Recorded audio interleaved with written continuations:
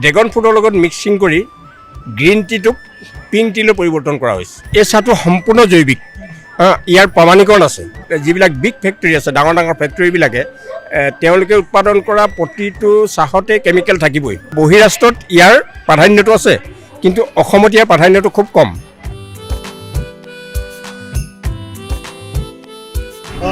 নমস্কাৰ জনাইছোঁ। ধন্যবাদ। অংকুৰিত অসমলৈ আমি প্ৰণাম জনাইছোঁ আৰু আন্তৰিকভাৱে আজি আমি ধন্যবাদ জনাইছোঁ। আমি United organic small farmers and producers সমবায় সমিতি লিমিটেডৰ জৰিয়তে অসমৰ বিভিন্ন প্ৰান্তৰ জৈৱিক কৃষকসকলক একগোট কৰি কেনেকুৱা ধৰণে আমি সৰু সৰু কৃষকসকলক লৈ আগবাঢ়ি যাব পাৰিম, সেই সম্পৰ্কে আমি 2021 চনৰ পৰা সমবায় সমিতিখন আমি আৰম্ভ কৰিলোঁ। আৰু সেই অনুপাতে আমি যদিওবা আমি সমবায় সমিতিখনৰ জৰিয়তে বিভিন্ন দিশত বহু আগবাঢ়ি যাব লাগিছিল, কিছু কাৰকৰ পাৰ্শ্বক্ৰিয়াৰ ফলত আমি অকণমান পাছ পৰিলোঁ। আৰু সেই সূত্ৰে আমি সমবায়খন সক্ৰিয়ভাৱে চলাই নিবৰ কাৰণে অসমৰ বিভিন্ন জিলাত সমবেত হৈ থকা জৈৱিক যিসকল কৃষক, অকল চাহেই নহয়, চাহ, ধান, মাহ, সৰিয়হ, মৌ সকলোকে লৈ আমি এই United organic small farmers and producers সমবায় সমিতিখন আমি গঠন কৰিছোঁ। সমবায় সমিতিখনত দেখিছোঁ বিভিন্ন জিলাৰ সদস্য আছে, নহয় জানো? যদি কোনো আগ্ৰহী জৈৱিক খেতিয়কে আপোনালোকৰ যদি সংযোগ কৰিব বা লগ হ'ব বিচাৰে, তেওঁলোকে কেনেকুৱা ধৰণৰ যোগ্যতা তেওঁলোকৰ থাকিব লাগিব বা কেনেকৈ যোগাযোগ কৰিব আপোনালোকৰ লগত? প্ৰথম কথা হ'ল তেওঁৰ জৈৱিক হয় নে নহয়, সেই হেৰিটো আমি কৰিবৰ কাৰণে আমাৰ ৰিজনেল কাউন্সিলৰ জৰিয়তে আমি তেওঁলোকৰ প্ৰমাণীকৰণ বিচাৰিম। তেওঁলোকে ৰেচিডি টেষ্ট কৰিব লাগিব, তেওঁ প্ৰমাণীকৰণ হ'ব লাগিব। ছেল্ফ ডিক্লাৰেশ্যনৰ জৰিয়তে আমাৰ সমবায় অংশীদাৰ হ'বৰ কাৰণে সমবায় অংশীদাৰ হ'ব পৰা যিখিনি চাৰ্টিফিকেশ্যন লাগে সেইখিনি তেওঁলোকৰ থাকিব লাগিব জৈৱিকভাৱে। আৰু সেই হেৰিটো ৰিজনেল কাউন্সিলে প্ৰমাণীকৰণ কৰা যিটো পদ্ধতি, সেই পদ্ধতিত তেওঁলোক আওতাত পৰিব লাগিব, তেতিয়াহে অংশীদাৰ হ'ব পাৰিব। তেওঁলোকে আপোনালোকৰ সদস্য হ'ল, সদস্য হোৱাৰ পাছতে তেওঁলোক কেনেকৈ লাভান্বিত হ'ব, এই বিষয়ে আমাক অকণমান জনাওক। চাওক, এতিয়া আমাৰ অসমৰ মানুহে কেমিকেল খাওঁতে খাওঁতে বিভিন্ন ধৰণৰ দুৰাৰোগ্য ৰোগত ভুগি আক্ৰান্ত হ'বলগীয়া হৈছে।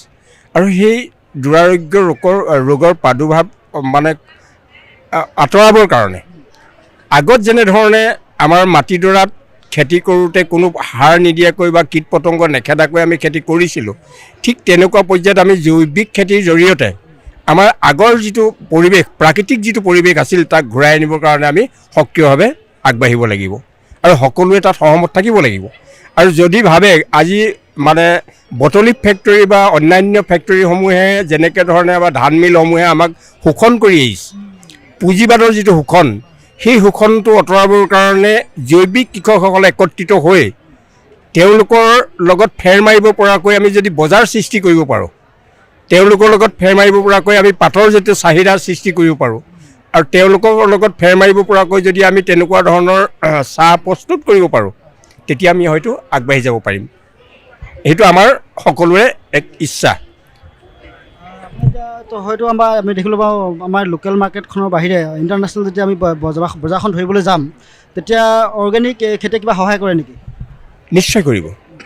বিদেশত জৈৱিক যিকোনো ফচলৰ চাহিদা আছে, অকল চাহপাতেই নহয়, যেনেকৈ কলা ধান আছে, বিভিন্ন ধৰণৰ শাক পাচলি আছে, জৈৱিকভাৱে প্ৰস্তুত কৰা, কিন্তু প্ৰমাণীকৰণ হ'ব লাগিব। সেইবুলি আমি হততে দেখোঁ বৃহৎ পুঁজিপতি গোষ্ঠীবিলাকে কেমিকেলকে জৈৱিক বুলি বজাৰত বিক্ৰী কৰি আছে। সেইটো ক্ষেত্ৰত কিন্তু চৰকাৰেও আংশিকভাৱে দায়বদ্ধ।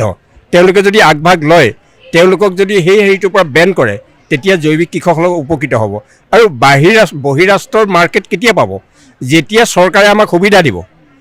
বহিৰাষ্ট্ৰ মাৰ্কেট কৰিবৰ কাৰণে বা বিপণন কৰিবৰ কাৰণে যদি চৰকাৰে সুবিধা দিয়ে, তেতিয়াহে আমি আগবাঢ়ি যাব পাৰিম। অন্যথাইতো এখন সমবায় সমিতি বা কৃষকসকল তেনেকৈ আগবাঢ়ি যাব নোৱাৰে। গতিকে আমি ভাবিছোঁ চৰকাৰৰ লগতো আমি যোগাযোগ অব্যাহত ৰাখিছোঁ আৰু ইয়াৰ জৰিয়তে ক্ষুদ্ৰ চাহ খেতিয়কসকলক কেনেকৈ লাভান্বিত চৰকাৰে কৰিব পাৰে সেই সম্পৰ্কে ইতিমধ্যে আমি উদ্যোগ মন্ত্ৰী, সমবায় মন্ত্ৰী, মুখ্যমন্ত্ৰীৰ জৰিয়তে গোটেই বিষয়খিনি আলোচনা কৰিবৰ কাৰণে আমি কিছু আংশিক আগবাঢ়ি আহিছোঁ। আমি দেখিছোঁ আপোনালোকে এতিয়া বিভিন্ন মানে চাহ দেখিছোঁ বিভিন্ন ৰঙৰ বা বিভিন্ন ফ্লেভাৰৰ। এইখিনি বিষয়ে আমাক কওকচোন, এনেকুৱা কাম কৰিলে কেনেকৈ আমাৰ থলুৱা কৃষকসকল বা ক্ষুদ্ৰ চাহ খেতিয়কসকল লাভান্বিত হ'ব পাৰে? এতিয়া চাওক, আমি প্ৰথমে গ্ৰীণ টি কথালৈ আহোঁ। প্ৰথম আহিছিলে আমাৰ গ্ৰীণ টি, হেণ্ডমেড হাতে বনোৱা গ্ৰীণ টি প্ৰস্তুত কৰি আমাৰ কৃষকসকলে, সৰু সৰু কৃষকসকলে বজাৰত মেলি দিছিলে। ঠিক মানে তেনেকুৱা ধৰণে মানে এখন বজাৰ পোৱা নাছিল। তাৰ পাছতে কৃষকসকলে চিন্তা কৰিলে যে ইয়াৰ লগত সংযোগ কৰিব পৰা কি কি হেৰি আছে। তাৰ পাছতে আহিলে ব্লু টি, আপোনাৰ মানে অপৰাজিতা ফুলৰ লগত সংযোগ কৰি ব্লু টি কৰা হ'ল। হেবিস্কাছৰ লগত কৰি পিনি জবা ফুলৰ সৈতে মানে সংযোগ কৰি জবা ফুলৰ লগত এটা বেলেগ এটা ৰেড টি কৰা হ'ল। তাৰ পাছতে এতিয়া ড্ৰেগন ফ্ৰুটৰ লগত মিক্সিং কৰি এইটো এটা ড্ৰেগন ফ্ৰুটৰ লগত মিক্সিং কৰি গ্ৰীণ টিটোক পিংক টিলৈ পৰিৱৰ্তন কৰা হৈছে। মানে এতিয়া ড্ৰেগন ফ্ৰুটটোতো আমাৰ স্বাস্থ্যৰ কাৰণে উপকাৰী, সকলোৱে জানে। মই আগতে কৈছোঁ যে বিভিন্ন ৰোগৰ উপশম ঘটাব পৰাকৈ ড্ৰেগন ফ্ৰুটৰ যিটো হেৰি আছে, গ্ৰীণ টিও আছে, মানে সেউজীয়া চাহপাতৰ সেই অৱশিষ্ট হেৰিটো আছে। গতিকে ইয়াৰ লগত মিক্সিং কৰি দিয়াৰ লগে লগে ৰোগ প্ৰতিষেধক যিটো ব্যৱস্থা অতি উন্নত মানৰ হ'ব। গতিকে আমি নিৰোগী কৰি ৰাখিব, স্বাস্থ্যটোক নিৰোগী কৰি ৰাখিবৰ কাৰণেই আমি এই পদক্ষেপটো ল'বলগীয়া হৈছে। আমি নতুনকৈ আৰম্ভ কৰিছোঁহে। গতিকে বজাৰখন আজি সমবায় মেলালৈ আহিছোঁ প্ৰথম।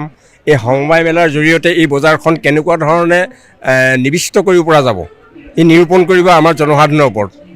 আৰু বাহিৰৰ পৰা যদি কোনোবা ব্ৰকাৰ বা হেৰি আহে, তেতিয়া তেখেতলোকৰ ওপৰত নিৰ্ভৰ কৰিব যে কিমানটো ধৰণৰ তেওঁলোকৰ হেৰি আছে এই চাহপাতটোৰ ওপৰত। দাদা, আপুনি এজন সভাপতি। হয়, কাম কৰিলে আমাৰ কৃষকসকল কেনেকৈ লাভান্বিত হ'ব? নহয় মানে সকলো কাম আমি সৰু সৰু খেতিয়ক যেতিয়া বজাৰৰ চাহিদা অনুযায়ী আমি যোগান ধৰিব নোৱাৰোঁ, সেইকাৰণে আমি একত্ৰিত হৈ যদি অসমৰ সমূহ কৃষকে এককভাৱে যদি আমি প্ৰচেষ্টা লওঁ, তেতিয়াহ'লে আমি বাহিৰৰ বজাৰখন আমি কৰিব পৰা হ'ব। কাৰণ 2 কেজি 4 কেজি চাহপাতেৰে আমি বজাৰ দখল কৰিব পৰা সম্ভৱ নহয়। সেইকাৰণে আমি গোটেই অসমৰ সৰু সৰু খেতিয়কসকল মিলি যাতে আমি আমাৰ স্থানীয় বজাৰৰ লগতে ইণ্টাৰনেশ্যনেল বজাৰলৈও আমি যোগান ধৰিব পাৰোঁ, উন্নত গুণমানৰ চাহপাত যাতে আমি প্ৰত্যেককে চাহ সেৱন কৰাব পাৰোঁ, সেই প্ৰচেষ্টা লৈ আমি এই কোঅপাৰেটিভখন গঠন কৰিছোঁ আৰু ইতিমধ্যে আমি ক্ৰমান্বয়ে অকণ আগবাঢ়ি গৈ আছোঁ। আমি যিখিনি প্ৰডাক্ট দিছোঁ সেইখিনি চাই সম্ভৱ। ইয়াৰ বিশেষত্ববিলাক কেনেকুৱা ধৰণৰ, আমাৰ যিবিলাক আমি বজাৰত যিবিলাক চাহ পাওঁ আৰু সেই চাহৰ মাজৰ পৰা এই চাহবিলাকৰ কেনেকুৱা ধৰণৰ পাৰ্থক্য কি আছে? আমাৰ এই চাহটো সম্পূৰ্ণ জৈৱিক, ইয়াৰ প্ৰমাণীকৰণ আছে। আমাৰ ইয়াত হ'ল জৈৱিক অসম লিখা আছে, ইয়াত জৈৱিক অসম।